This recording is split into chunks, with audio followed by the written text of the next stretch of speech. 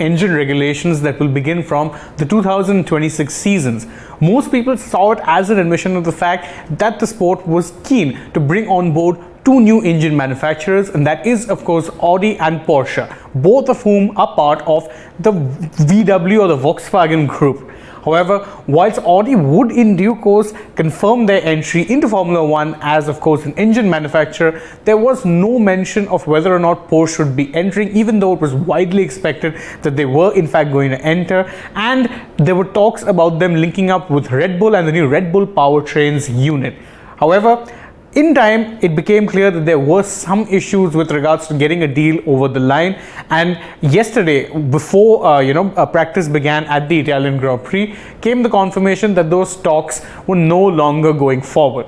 Now, why exactly is it that Red Bull and Porsche could not come to an agreement, and what exactly does this mean for the futures of both Red Bull and in fact Porsche? Hello everyone, welcome back to Sports Today. My name is Shane Reyes, and today we're going to look at how Porsche, one of the most reputed brands out of Germany and one of many reputed car brands from Germany, came this close to rejoining F1 in some capacity, whether it be as a part team owner or of course an engine manufacturer, but it never quite happened due to a falling out over the agreement that they would be entering with Red Bull.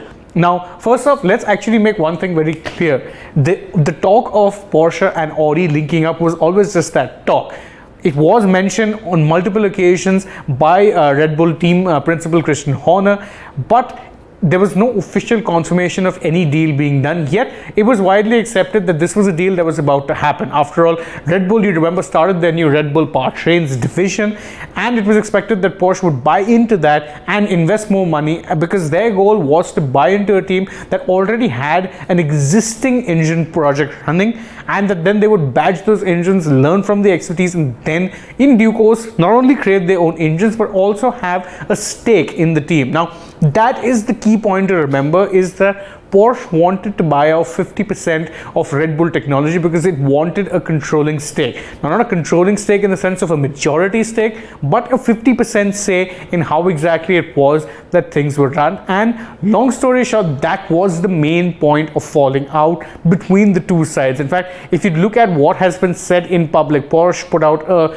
pretty small statement to confirming that these talks have fallen apart, and we'll go over that right now. But the key sticking point was always about control of Red Bull Racing, the team Red Bull Racing, and whether or not the team would cede that control to an outside entity or not. In the end, they chose not to, and that is something that is evidenced in, of course, Porsche's statement which they put out, where they said very clearly that the premise was always that a partnership would be based on equal footing, which would include not only an engine partnership but also in the team. This could not be achieved. Makes it very, very clear that Porsche actually did want to buy a stake in the team. And in fact, you'd remember that there was a leaked document that was doing the rounds which confirmed that Porsche wanted to actually buy in to Red Bull Technologies, the company that owns Red Bull Racing, and actually be a part of the team, not just as an engine supplier but also as partially owning the team. Now, considering Porsche would be investing significant amount of money into, of course, manufacturing a new power unit, that's not exactly an unreasonable demand. However, you would understand if you have an if you have an idea of what F1 history has been like when it comes to certain manufacturers, you'd understand why it was that Red Bull boss Christian Horner was so reluctant to let this control go away from him and into the hands of the German manufacturers. In fact, he did speak about it ahead of the race weekend at Monza, and we're going to go over what exactly it was that he said, picking out some important points. The first thing he said was that Red Bull has demonstrated what it's capable of in F1. It's an independent team and now an engine manufacturer. We look forward to competing against the OEMs. OEM stands for original engine manufacturers, with the powertrain as well. Now, that part's key. Red Bull, remember, in this previous guys, has been a team that, as an independent racing team, has always looked for engine partnerships or, of course, engine customer deals with other manufacturers. However, now, since the 2021 exit of Honda, what Red Bull did was they bought off that division of Honda. They ended up bringing a lot of those engineers and technical people back to their base in of course UK, And they rebranded Red Bull, the engine department, as Red Bull Powertrains, with the hope of eventually actually manufacturing their own engines and not being reliant on a deal with any other manufacturing team. That was the aim, at least. And that is something that Honor mentions very clearly. He says that we know that we have the capability of performing, of actually creating an engine. In fact, if you look forward, one of the reasons that he said that he didn't want to cede control, and it's something that's evident in this quote, I'll just read it out for you. He says that we're a race team, and that enables us to make quick, effective decisions and react very quickly. We've seen that manufacturers have been less autonomous in their decision making. That second line is very much the key. Manufacturers, as he mentioned, are often a little slower in their decision making because in large parts a lot of what exactly it is they do is actually dependent on a boardroom somewhere else and is not directly tied in to the Formula One team. This is something that we've seen with teams in the past. Remember when Ford, bought a Jaguar, when Ford brought in Jaguar, which ironically was the predecessors of Red Bull, and in fact even the Toyota team that was in F1 in the early to mid 2000s for a while. They put in a lot of money into the sport, but money doesn't equal success because too often than not they were slow and bureaucratic in how it was they went about with things, and that is something that Christian Horner is keen to not let happen to Red Bull, where, as he says, as an independent racing team but with the budget of being a work site, they actually have the autonomy to make quick decisions as and when they please, rather than waiting for, of course, a manufacturer to get approval from the parent company. That part is very, very important. But perhaps one of the more important things that is worth noting is that this would have still been a good deal for Red Bull, yet perhaps most importantly, as Horner points out, they didn't really need Porsche as much as Porsche needed them. In fact, as he says here, you can see he says that when you're building a power unit from scratch with an OEM or an original engine manufacturer, you look at is that what they could bring to the party that we didn't have access to, and that having done our due diligence, we felt that we were in good shape. So what that basically means was, hey, we'd be good if Porsche were on board, but even if Porsche isn't on board, we are just fine without them. And it's hard to actually argue against that logic. You remember that Red Bull Powertrains has been established. They have over around 300 people on roles in that particular division.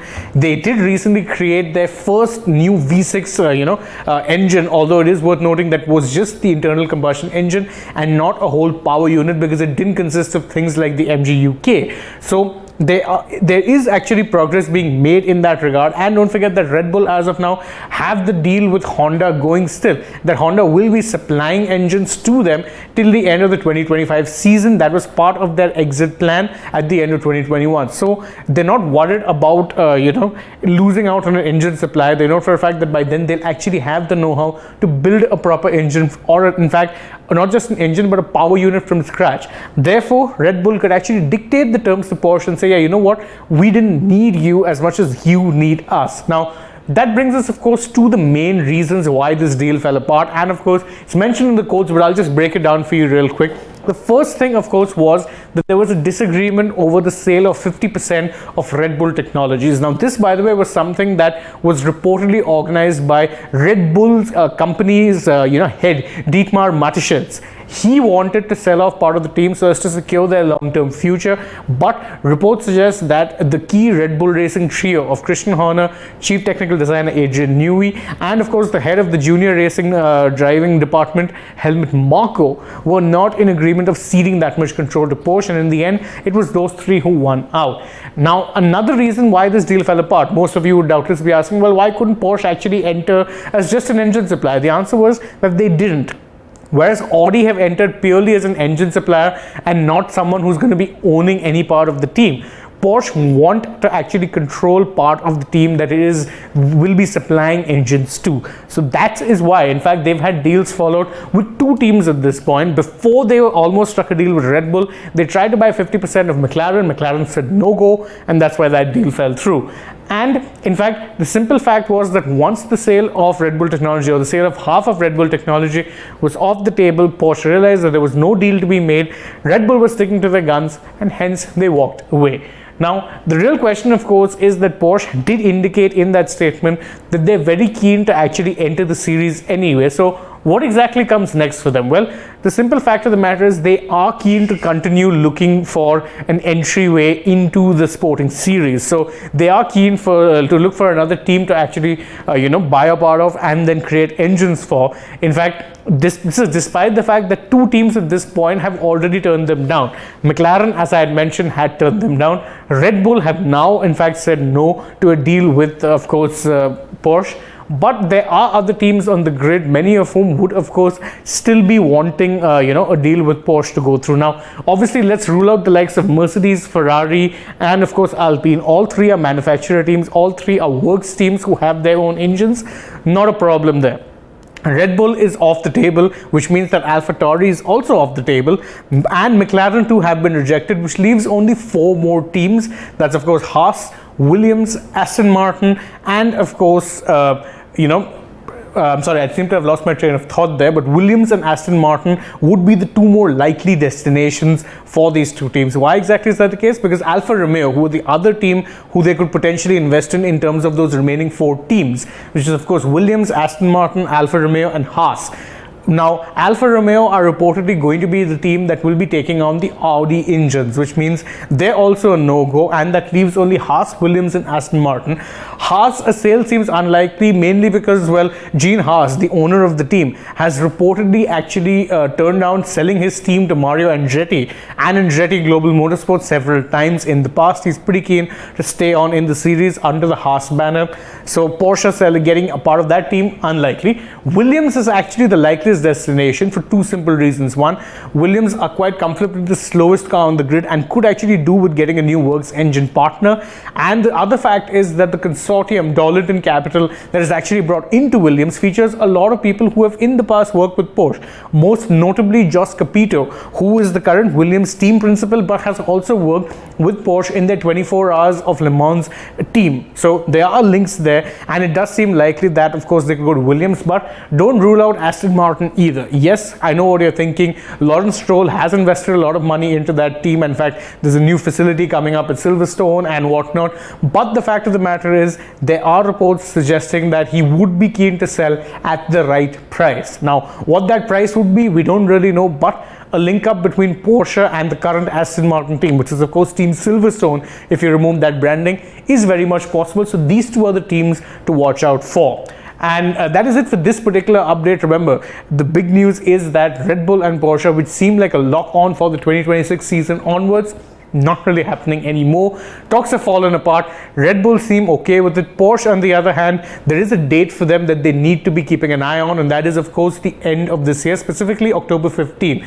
That is the last date for them to actually enter the series as an engine manufacturer, or of course even as owning part of a team. Without that, there's no entryway for them in the 2026 season onwards. Audi, which is of course a sister company of Porsche because they both come under the VW group, has already entered the series. Now, what do you guys think about this entire thing? Was it a wise move from Red Bull to actually turn down Porsche, or do you think they'd be better off without them anyway? Let us know in the comments, and don't forget to like, share, subscribe, and of course tap the bell icon so you know when it is we're going live or uploading a new video for you guys. Don't also forget to follow us on Facebook, Twitter and Instagram, and last but not least, download the Sports app for all of the breaking news from the world of not just Formula 1 but sport in general too. Thank you all once again for joining us. As always, I've been Shane Reyes. I hope to see you all again through the day. Bye bye for now.